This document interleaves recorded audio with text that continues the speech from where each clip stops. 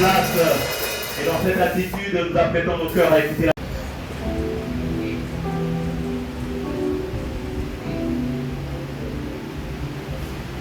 Bien-aimés dans le Seigneur, disons tous Amen. Le vendredi rendre des actions de grâce à Dieu pour l'action évangélique à l'école des dimanches. Alléluia. Une grande action a été menée pendant la semaine qui venait de se terminer. Dieu a vraiment fait des grandes choses avec l'équipe de l'école des dimanches, avec des enfants, plus de 75 enfants évangélisés. Et ils étaient ici hier. Alléluia. Et ça coïncidait avec la remise des cadeaux et c'était un moment merveilleux. Alléluia.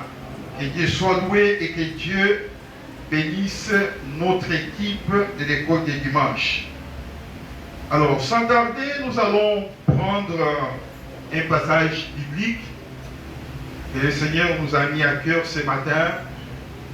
Et nous allons lire ces passages, nous allons lire également un deuxième et nous allons partager une pensée ce matin pour la gloire de notre Seigneur.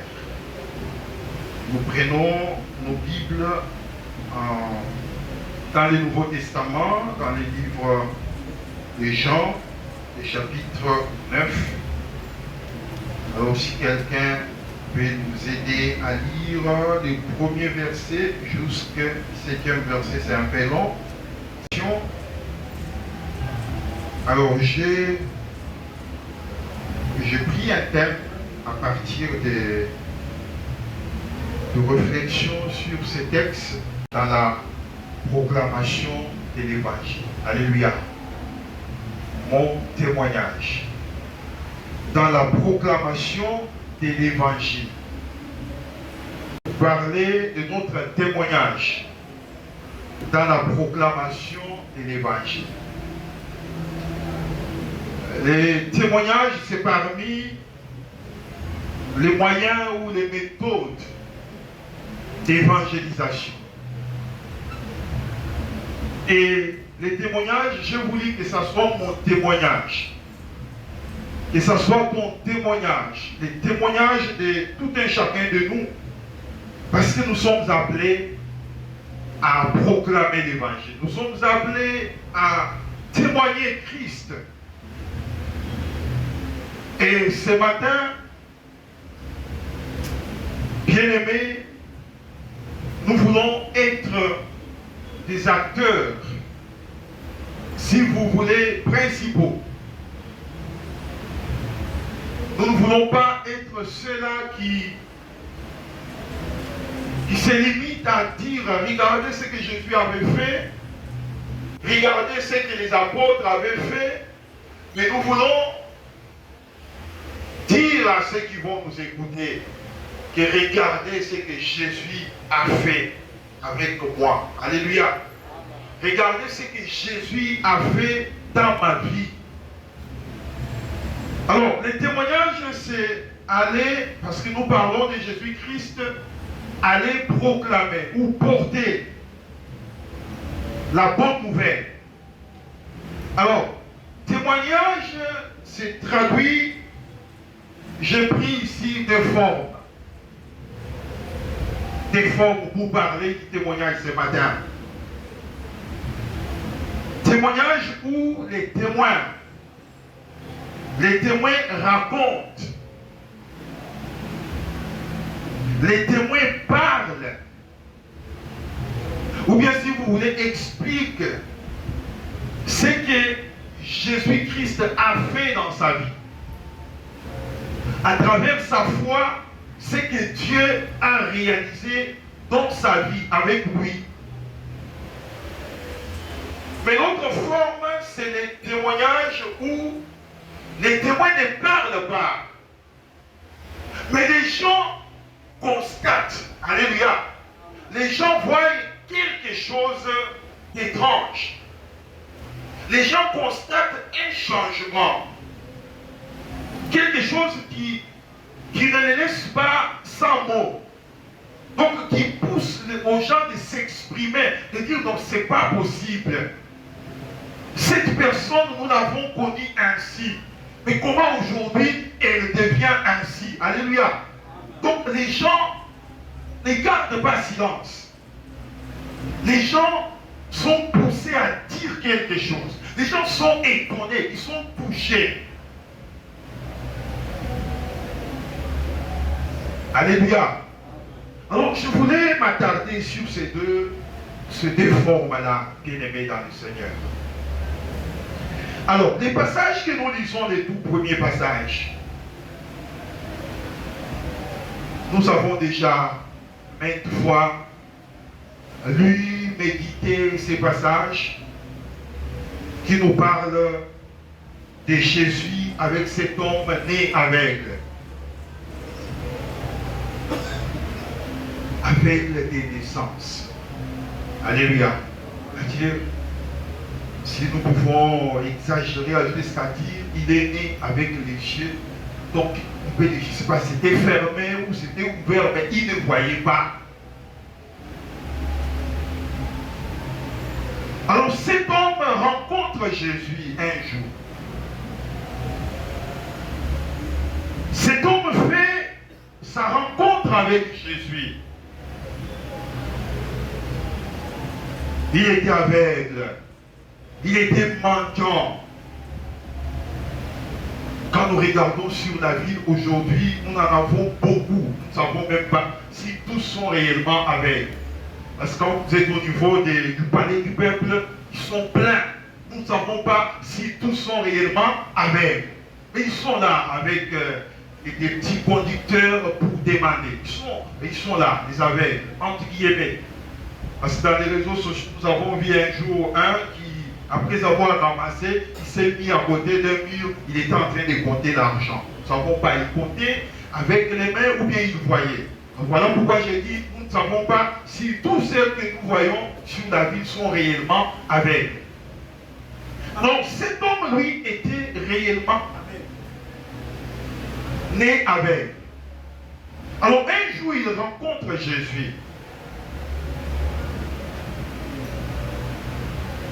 J'ai aimé la question des disciples.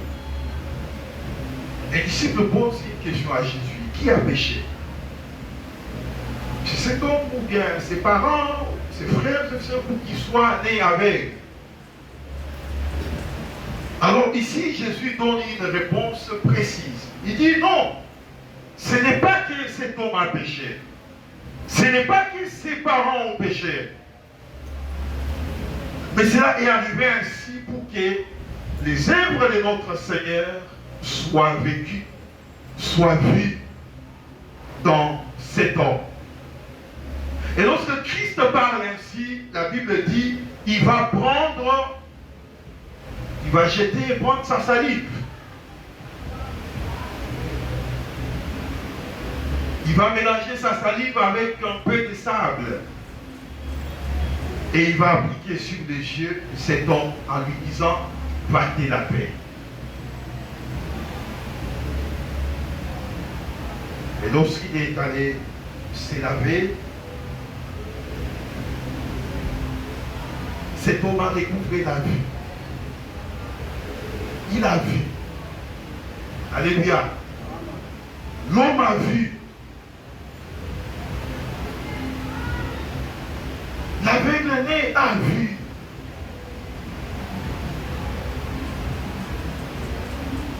Et quand nous disons au verset 8, alléluia, il y a une catégorie des gens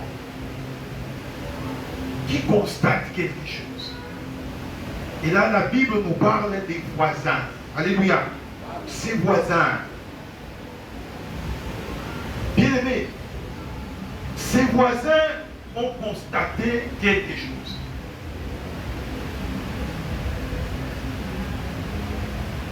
Alors, ils disent,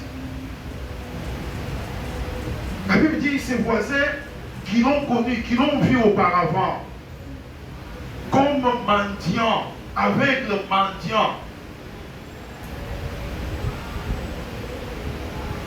Alors, il disait, mais c'est lui ou ce n'est pas lui? Comment il voit? Les uns disaient, non, c'est lui. Les autres disaient que non, c'est pas lui. Alors lui-même a pris la parole devant ses voisins. Alléluia. Je ne sais pas qu'est-ce que tu fais avec tes voisins, bien-aimés dans le Seigneur. Qu'est-ce que tu fais avec tes voisins en ce qui concerne l'évangile de Jésus-Christ? Et tu parles même avec tes voisins. Alléluia. Il y en a qui ne parlent même pas avec les voisins. Est-ce que tu parles même avec tes voisins? Il y en a qui disent, bon, nous on vit comme ça, hein, chacun se réveille, il part, il rentre. Bon, c'est ça la vie à ça. Qu'est-ce que tu parles avec les voisins? Mais ici, la première catégorie des gens qui constatent des changements dans la vie de cet aveugle-né, ce sont ses voisins. Alors ils ont commencé à se poser des questions. Et l'homme a pris la parole pour leur dire que c'est moi. Alléluia. Il leur a dit c'est moi. Alors il dit donc comment tes yeux ont-ils été ouverts? Alors je suppose qu'ils parlaient. Ce n'est pas des voisins qui se parlaient pas. Je suppose que c'est des voisins qui se parlaient.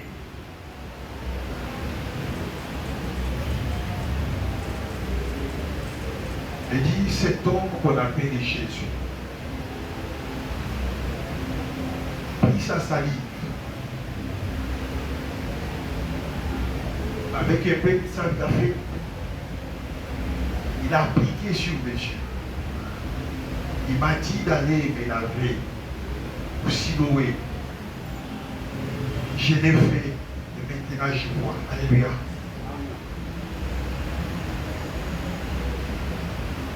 Vous savez l'évangile. L'évangile, lorsqu'il est proclamé, lorsqu'il est prêché, il y en a qui vont les recevoir avec joie. C'est ce que nous avons appelé ici les pommes prêtes. Lorsqu'on fait un petit mouvement de l'arbre, elle tombe. Il y en a qui vont chercher à vous amener dans les débats. Alléluia. Alors, rappelez-vous qu'on nous disait que ne perdez pas beaucoup de temps avec des pareilles catégories. Mettez un peu de temps et partez et continuez à prier pour eux. Alors, il y en a qui vont vous amener dans les débats, dans les discussions, pour vous faire passer le temps. L'évangile également crée des divisions. Alléluia. Il crée aussi des divisions. Alors ici, les uns disent non, c'est lui. Les autres disent non, c'est pas lui. Donc il y a une confusion. L'évangile crée également la confusion. Mais pour les âmes qui sont prêtes, alléluia, les âmes disposées à notre Seigneur, vous allez constater que ça va passer vite. Les pommes qui sont prêtes. Lorsqu'on bouge tout simplement l'arbre, elles tombent. Alléluia. Et vite, elles viennent dans les camps de notre Seigneur.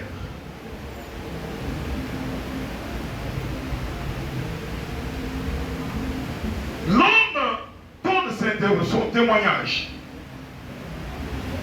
Alors on l'amène devant les pharisiens.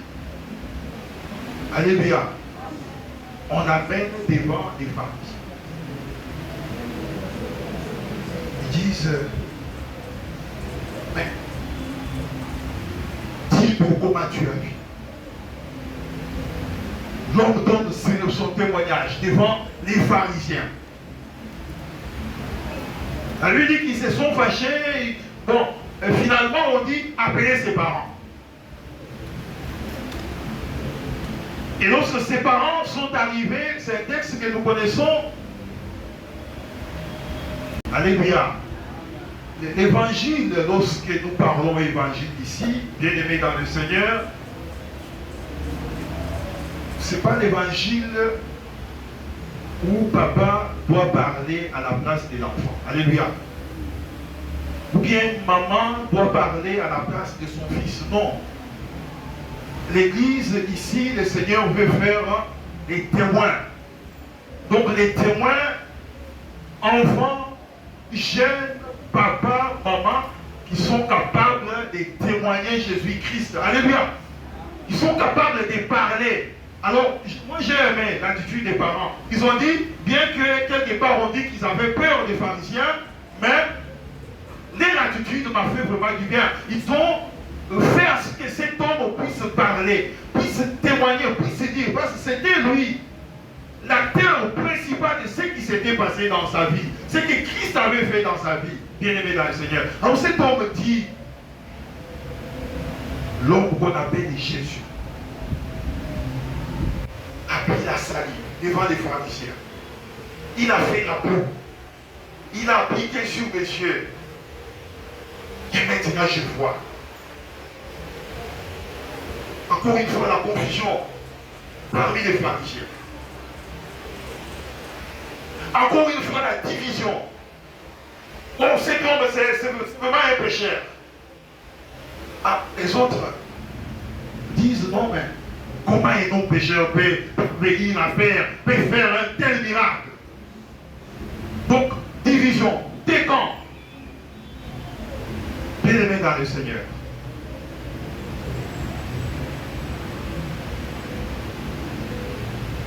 Les témoignages, bien-aimés, c'est parmi les outils. Les outils efficaces pour proclamer la bonne nouvelle. Vous savez, lorsqu'on a un témoignage, on a quelque chose qu'on a vécu avec le Seigneur. Mais on peut vous amener à dire autre chose, mais ça n'ira pas. Alléluia. Mais ça n'ira pas parce que vous êtes vous-même la personne qui a vécu un miracle, qui a vécu quelque chose de la part de Jésus. Mais on dit à cet homme, donne gloire à Dieu. Alléluia. Il dit, cet homme-là a appliqué la boue sur mes yeux. Je suis allé me laver et je vis. Alors il dit, mais cet homme-là c'est un pécheur. L'homme reprend la parole parce qu'il n'avait pas autre chose, si ce n'est que les miracles qu'il a vécu de la part de Jésus. Il dit, qu'il soit pécheur, je le sais. Qu'il soit bon, je le sais. Mais moi, je sais une chose, c'est que j'ai été né aveugle et maintenant, je vois. Alléluia. Alors, il a les témoignages qui est vivant, qu'on ne peut pas changer en lui. Alors, moi, j'étais en train de me dire, est-ce que nous avons un témoignage tel que nous sommes là? Mais parfois, nous n'arrivons pas à aller proclamer l'évangile parce que nous n'avons parfois rien. Alléluia. Donc, mais moi, je me dis que tout celui qui a fait une rencontre avec le Seigneur doit avoir quelque chose, alléluia, à témoigner. Pour avoir un témoignage. Je me rappelle, acte 22, lorsque celui qu'on appelait Saul, quand il a rencontré le Seigneur, le jour où il était devant la foule, le jour où il était en train d'être douté, les uns étaient même prêts à les tabasser. Cet homme a pris la parole pour donner son témoignage. Ah, il est fait sous forme d'un discours. Il raconte comment il a rencontré le Seigneur sur la route de Damas.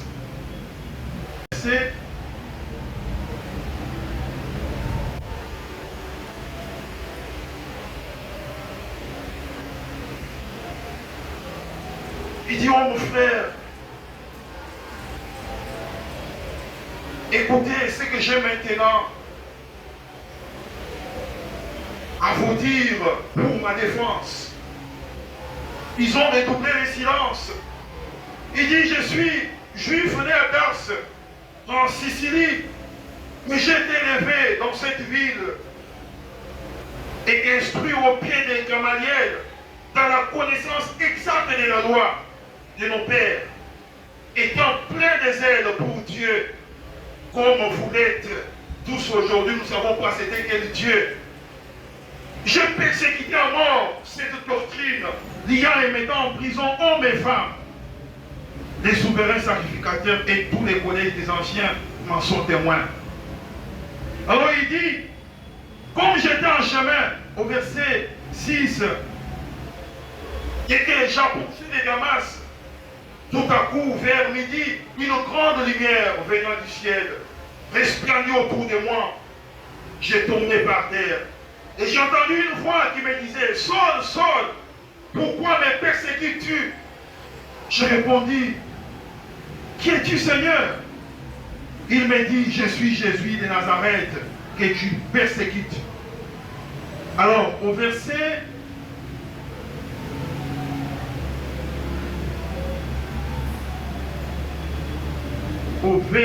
je voudrais parler là où le Seigneur dit, je vais te faire témoin. C'est le verset de...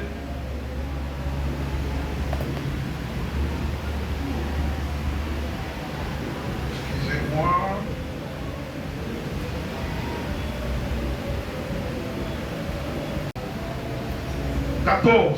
Et il dit, les dieux de nos pères t'a destiné à connaître sa volonté et à voir les justes et entendre les paroles de sa bouche, car tu lui serviras des témoins auprès de tous les hommes des choses que tu as vues et entendues. Alléluia. Amen. Alors, Paul présente son témoignage. Alors, c'est comme je l'ai dit, les témoignages, il y en a qui pouvaient accepter, il y en a qui pouvaient continuer à douter, il y en a qui pouvaient chercher à débattre. Bien aimé dans le Seigneur, témoignage, notre témoignage. Notre témoignage. Alors je l'ai dit tout à l'heure, est-ce que chacun de nous a un témoignage qu'il peut donner? Chacun de nous a un témoignage qu'il peut raconter. Est-ce que nous avons un témoignage pour lequel les gens peuvent constater et s'étonner, se poser des questions?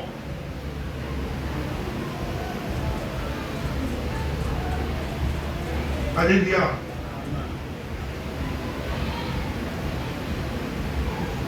Les gens aimeraient entendre ce que Christ a fait.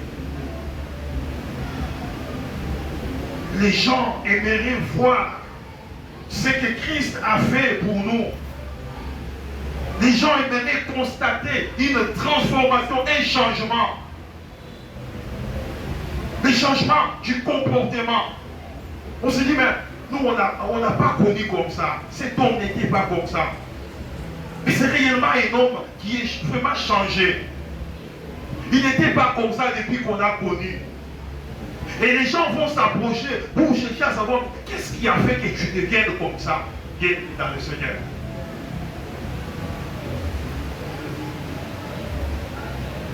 Les membres de nos familles, les voisins, les collègues du service, les collègues au travail, sont là, toutes ces catégories-là, des gens. Des gens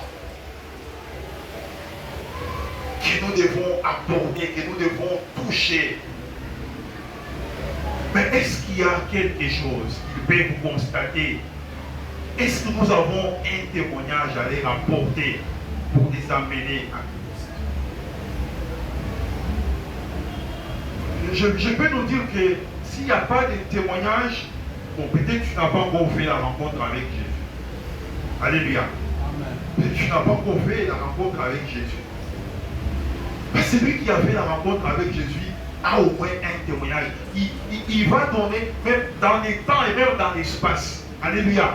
Donc cet homme pouvait dire que j'étais tel part.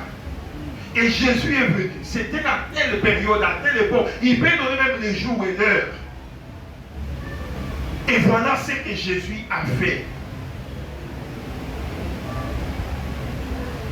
Et qui peut attirer des gens. Les gens peuvent venir, peuvent écouter et dire non. Et quelque part, il y a un Jésus qui est capable de changer, un Jésus qui est capable de transformer, un Jésus qui est capable de changer les choses. Alléluia. Est-ce qu'il y a quelque chose qui peut attirer les gens? Je ne suis pas de les prêts. Parce que quand tu es même au travail, tu parles avec les collègues. Donc ici, nous avons révisé cette théorie-là et dire non, pour éviter les problèmes, je n'aime pas parler avec. Non, non, nous devons parler avec les gens parce que parmi ces gens-là, il y a des brebis qui doivent venir au Seigneur. Alléluia. Je ne vais pas dire que non, pour éviter les problèmes. Non, non, même à l'école, même au travail. Non, non, tu dois parler avec les gens. Parce que parmi ces gens-là, lorsqu'ils vont constater quelque chose un jour, ils vont s'approcher pour dire, mais dis-moi un peu, j'ai constaté quelque chose, vraiment un changement. Comment c'est arrivé? Donc ça sera une porte ouverte lorsque tu vas commencer à raconter et la personne va se dire non, quelque part, il y a Jésus qui est capable d'échanger. Alléluia.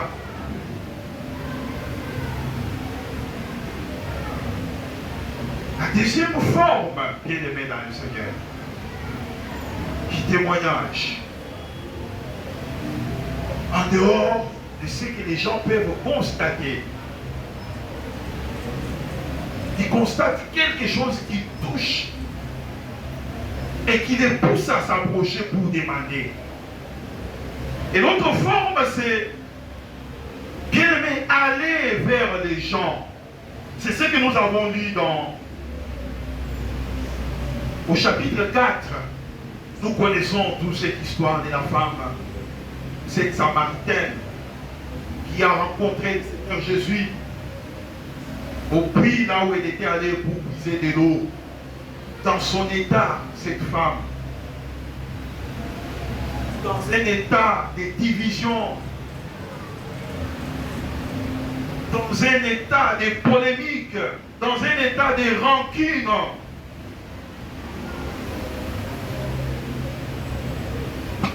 Parce que lorsque Jésus lui demande de l'eau, il dit, mais depuis quand vous les Juifs et nous les Samaritains, on peut partager des mots. Nous n'avons pas de relations. Elle était dans son état, des rancunes, des divisions, tout ce que vous voulez. Et Jésus amorce un dialogue avec cette femme. Jésus amorce un dialogue avec cette femme. Et pendant qu'il parle avec la femme rencontre Jésus. Alléluia. La femme rencontre le Messie, le sauveur de l'humanité. Et elle ne pouvait pas garder silence, elle ne pouvait pas rester là. La Bible dit, elle a tout laissé. Il est parti vite dire aux gens, venez voir l'homme qui m'a dit tout ce que je suis. Alléluia. Venez voir. Elle ne pouvait pas rester indifférente. Elle ne pouvait pas garder, tellement que les choses qu'elle avait entendues, les choses qu'elle avait vues, elle ne pouvait pas garder ça. Mais comment toi tu gardes le silence? Bien-aimé dans le Seigneur, donc ça veut dire que tu n'as rien. Tu n'as jamais eu de la part de Jésus. Tu n'as jamais entendu de la part de Jésus. Comment tu gardes le silence? Elle est sortie, elle est partie vite pour dire, venez. Et son témoignage, bien-aimé dans le Seigneur, a amené des multitudes et des multitudes auprès de Jésus. Alléluia. Il y en a même qui ont dit, reste avec nous. Ils ne voulaient même pas que Jésus parte. À cause du témoignage de cette femme qui est partie crier, venez! Venez voir un homme. Venez voir le Messie. Venez voir Jésus. Et les gens sont venus. Alléluia. Les gens sont venus rencontrer Jésus. Mon témoignage, bien-aimé dans le Seigneur, a une place très, très importante dans la proclamation de l'évangile. Mon témoignage. Mon témoignage. Parce que tel que nous sommes là, bien-aimés dans le Seigneur, nous avons un témoignage. Si réellement nous appartenons à Jésus, nous avons un témoignage. Nous sommes un témoignage. Et nous faisons l'objet d'un témoignage. Alléluia. Je ne sais pas si tu as compris. Nous avons un témoignage. Nous sommes un témoignage. Et nous faisons l'objet d'un témoignage. Pour que les âmes viennent à Jésus-Christ. Pour que les âmes viennent auprès de Jésus.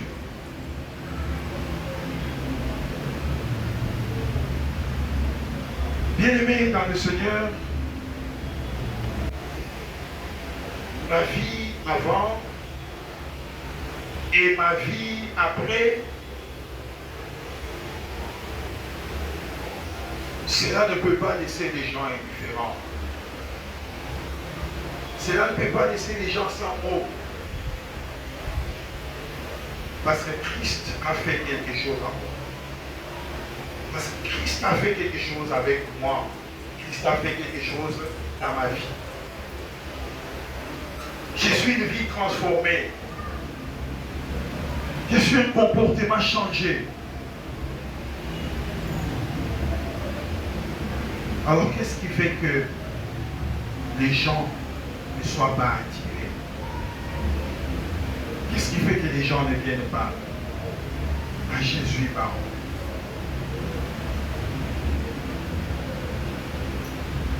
Ça doit être une réflexion que nous pouvons chacun de nous mener. Une réflexion. Les voisins sont là, les membres de la famille sont là, les collègues sont là, toutes ces personnes sont là. De nous, bien-aimés dans le Seigneur, nous devons voir un témoignage. Un témoignage à les rapporter pour les amener à Christ. Ma conversion,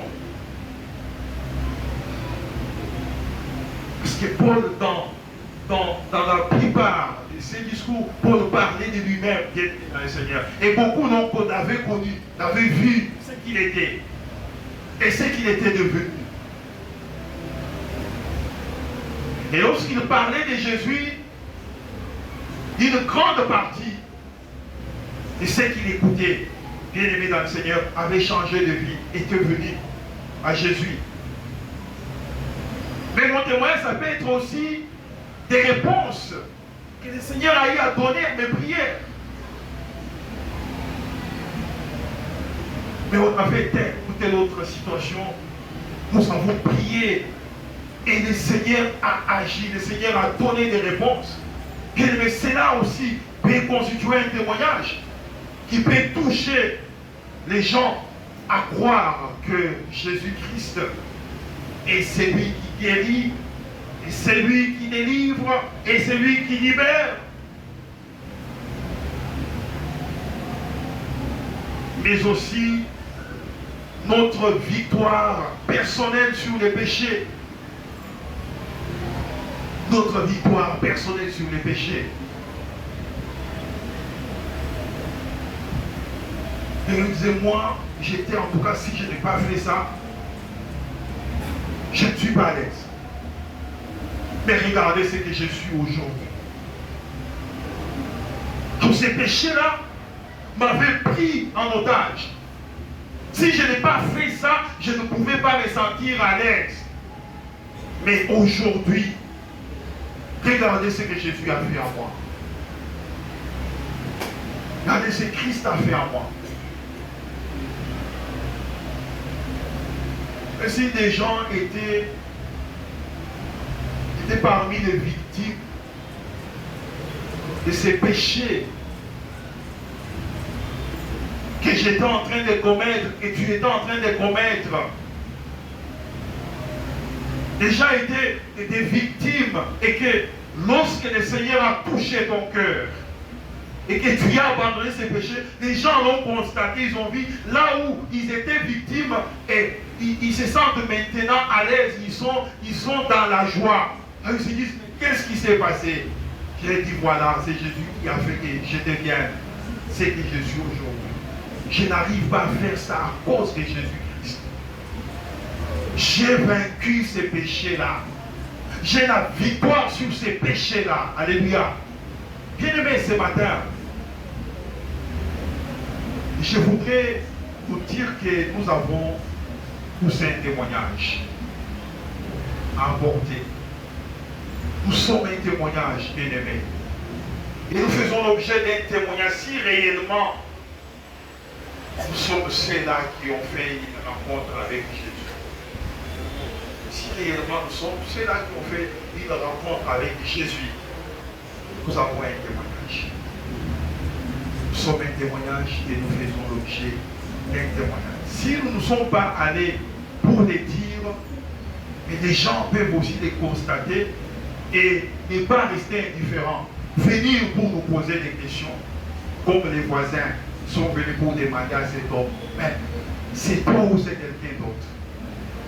Il a dit c'est toi. Jésus a fait ça. Alléluia. Jésus-Christ a fait ça. Et sur 10 voisins qui demandaient, je suis sûr, alléluia, que même 4, je peux me dire même 3, même si c'était 2, même un seulement a eu à croire, alléluia, en Jésus à cause de ce qu'ils ont eu à constater, à voir dans la vie de cet homme. Alléluia. La masse qui est sortie de la Samarie pour venir vers Jésus, beaucoup également avaient cru en Jésus. Et Jésus était gentil de rester pendant quelques jours avec nous. Nous avons un témoignage, bien-aimés dans le Seigneur. Nous sommes un témoignage et nous faisons l'objet d'un témoignage. Que Dieu nous bénisse.